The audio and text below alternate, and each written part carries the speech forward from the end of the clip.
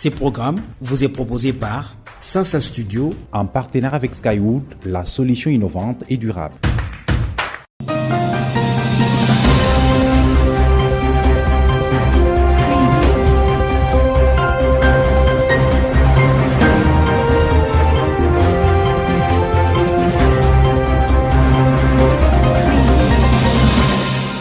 Mesdames et messieurs, bienvenue à Sasa Magazine, votre rendez-vous hebdomadaire d'information.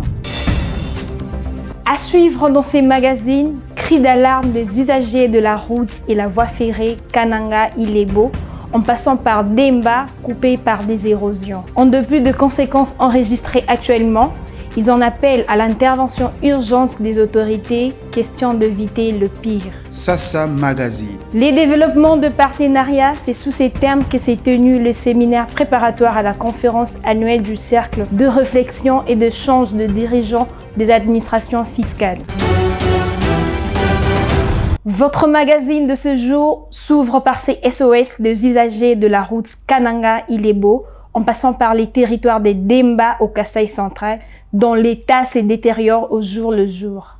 Transporteurs et évacuateurs de produits vivriers par train, transporteurs à vélo et chauffeurs de véhicules qui craignent une crise plus grave de produits vivriers que celle qui sévit maintenant à cause du mauvais état de la voie ferrée et la route menacée par des érosions, on appelle à l'intervention des autorités en vue de réhabiliter ces infrastructures. Reportage. C'est l'une des conséquences des pluies diluviennes qui s'abattent presque chaque jour ces derniers temps au Kasaï central, couplées au manque d'entretien. La voie ferrée, dans sa partie comprise entre Kananga et Benaleka, à environ 120 km de Kananga, est considérablement menacée. Déjà, à l'entrée de la ville, dans la commune de Lukunga, à 8 km, ce danger est visible et la population s'en inquiète.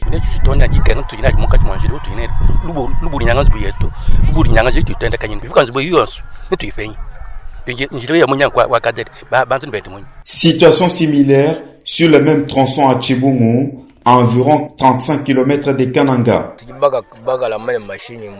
Nous sommes bloqués ici avec le véhicule il y a de cela une semaine. La route est coupée par les érosions. Sans arranger les routes, la population n'aura pas de vivres. Soki bazeli bato bakokufa nzala na Kananga. Tozolo banayawa talawa meka ya masango ezali 700 francs. Mais na Kananga bago masango ezali 1900, 2000 francs. Bon, yoki na 125 km awa. Alors soko pusani muke, wiko zwa masango na 500. Alors soki nzela ezali malamu, Kananga bakulia fufuti na 1000 francs. Alors soki l'État alingi bato na ye, aya kobongisa nzela sikoyo. Solange, cette femme trouvée dans l'enceinte de la gare de Benaleka, qui effectue des navettes entre Kananga et Benaleka, vit également les conséquences de cette situation. C'est depuis que je suis venue acheter la marchandise ici, ça fait 3 mois. Il n'y a pas de transport. La marchandise est abandonnée. Il n'y a pas vraiment de route à cause des érosions. La route qui mène vers cette contrée n'est pas épargnée par les conséquences de la pluie. Plusieurs têtes d'érosion se développent, ce qui rend difficile même la circulation des transporteurs à vélo.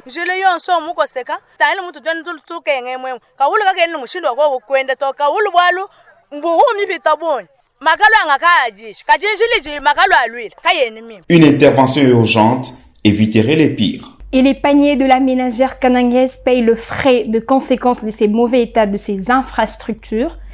Le prix de biens des aliments de base comme le maïs ont pris de l'ascenseur. Détail dans ce reportage. En sillonnant dans quelques marchés de Kananga comme Kamaï et Tinseleka, c'est une double désolation pour plus d'un Kanangais. Non seulement ils ont du mal à s'adapter au nouveau prix du maïs, mais la quantité de ces produits a diminué. Cette tenancière du restaurant au marché Tinseleka explique.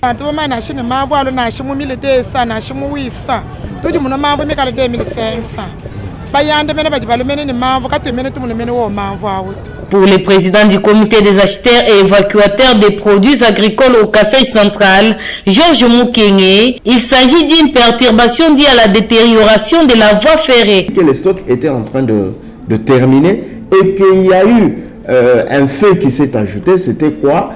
Le ravin qui a coupé le rail au niveau de la commune de Lukonga. Donc pendant ces 2 semaines, il n'y a pas eu le mouvement de train et ce qui a fait qu'il y ait cette perturbation de prix. Anine Toumba, venu chercher cette denrée pour sa famille à Kinseleka, plaide pour que l'État résolve les problèmes en arrangeant les routes.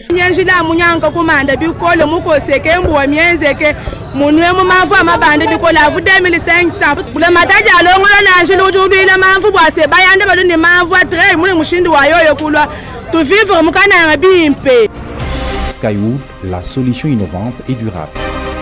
Les autorités et la population de la République démocratique du Congo invités à s'humilier en vue d'accompagner le pays vers sa destinée prophétique.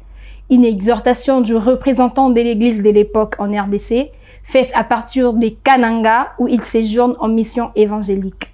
Suivez ici les docteurs Matoni Bamwabi dans cet extrait choisi par Sasa Studio. Jamais un pays peut se développer sans son destin. Amen. Et il est écrit dans la parole de Dieu que toute autorité vient de Dieu. Est-ce qu'ils connaissent leur Dieu? Si longtemps que partout où j'ai marché, on a besoin de ces pays pour décanter cette situation mondiale et sauver toute l'humanité. Toutes les nations se focalisent sur cette promesse. Ils connaissent la RDC qui possède le destin de toute l'humanité. Est-ce que nous le savons, nous, le peuple congolais? C'est pourquoi je demande à toutes les autorités ici, sur place, même au-delà de l'au-delà, qu'ils entendent ces cris, qu'ils entendent comment est-ce que la trompette sonne, qu'ils s'humilient au son de la trompette pour qu'ils sauvent ces pays. Parce qu'il y a 4 dimensions qu'il faut décortiquer. Il y a la dimension spirituelle. Parce qu'on ne peut pas prôner l'indépendance si on n'a pas la totalité de la spiritualité. C'est là où se trouve votre destin, c'est là où se cache le destin. Tenu à Kinshasa du séminaire préparatoire à la conférence annuelle du Cercle de réflexion et de change de dirigeants des administrations fiscales CREDAF. Ces assises de 2 jours qui ont gravité autour du développement de partenariats ont été ouvertes par la vice-ministre de Finances. Onej Ntsele revient sur le bien fondé de ses travaux. On l'écoute.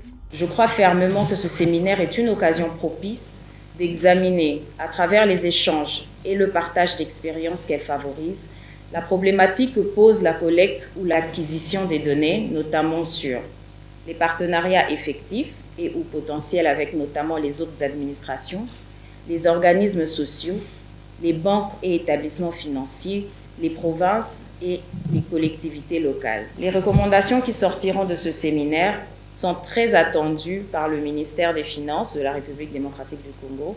Le contrôle fiscal constitue l'axe majeur de l'exercice budgétaire 2022.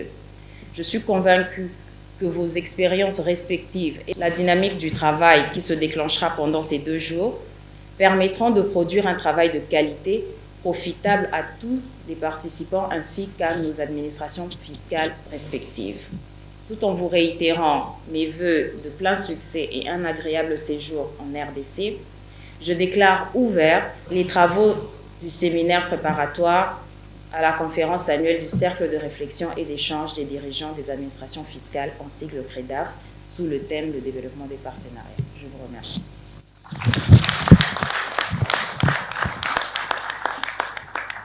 Défis économiques dans le contexte post-Covid, le ministre de Finances de la République démocratique du Congo plaide pour le financement conséquent de l'Union européenne en Afrique.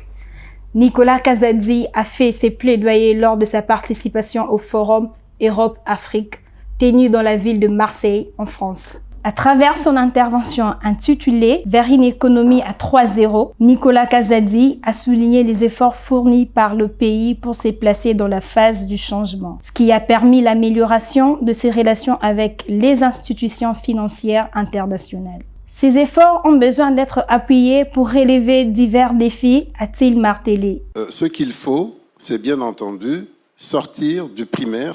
Produire pour exporter n'apporte aucun développement. Il faut de la valeur ajoutée. Et pour qu'il y ait plus de valeur ajoutée, il faut qu'il y ait plus de capacité à transformer, plus de volonté à transformer, etc. Et pour ça, donc, il faut d'abord qu'il y ait des entrepreneurs, qu'ils soient petits, moyens ou très grands. Nous en avons quelques très grands, des grands groupes, mais pas assez dans la chaîne de valeur. Et donc, c'est le grand défi que nous avons pour le moment. Et nous avons sur la table un projet de transformation de batteries, de minerais en batterie, en composants précurseurs de batterie, qui va nous faire entrer dans l'industrie. Ces forums organisés par la présidence française du Conseil de l'Union européenne a réuni les acteurs de la relance mondiale tels que le ministre français de Finances, les commissaires européens, le président de la fondation Mo Ibrahim, quelques ministres africains et les investisseurs du continent européen. Skywood, la solution innovante et durable. Les décideurs et les partenaires dans le secteur de la culture invités à appuyer les efforts orientés vers la promotion de jeunes talents en poésie. Un appel dans ce sens est lancé par la coordonnatrice nationale du Centre culturel de la jeunesse au Kasaï central en marge de la Journée mondiale de la poésie célébrée le 21 mars chaque année. C'est un reportage de Freddy Million Mbwebwe rendu par Marlène Kankou. C'est à l'issue du concours en poésie ayant mis en compétition les jeunes poètes membres du comité urbain d'enfants, du centre culturel de la jeunesse et les élèves du complexe scolaire Marie Kiros de Kananga en marge de la journée de la poésie que cet appel est lancé. Les participants ont déclamé à l'occasion des poèmes centrés sur la promotion des droits et de l'éducation de la femme. Un exercice qui met en exergue les jeunes talents qui méritent d'être promis et encadrés, fait savoir Maître Alexandre Tchamamamba, coordonnatrice du Centre culturel de la jeunesse. Le but poursuivi, c'est avoir le meilleur poète, savoir si réellement, à part les études que les enfants exercent, il y a aussi des talents qui sont innés. Parce que les poèmes n'ont jamais été un cours, encore moins une école dédiée à la poésie dans le Kasaï central. Alors si un enfant a les talents de la poésie, c'est un talent inné. Parce que chaque mois, je vous dis bien, chaque mois, il y a des activités qui se passent en Goma, qui se passent au Katanga, qui se passent à Kinshasa. Les provinces sont représentées, mais notre province n'a jamais été représentée sur le plan culturel. Alors nous voulons que le gouverneur, les ministres chargés de la culture, ainsi que les chefs des entreprises, contribuer au moins avec des moyens que vous avez pour que ces jeunesses aussi se sentent utilisées sur le plan culturel. Promouvoir les talents dans le domaine de la culture au Kasaï central, une vision saluée également par les chefs de la division provinciale de la culture et arts. Par la revitalisation culturelle au centre au Kasaï central, séjour par le centre culturel de la jeunesse. Alors, un poète est compris comme étant tout ce qui a des caractères poétiques. C'en est ainsi fini pour cette édition de Sasa Magazine. Mesdames et messieurs, passez un excellent week-end et l'info continue sur www.sasastudio.net.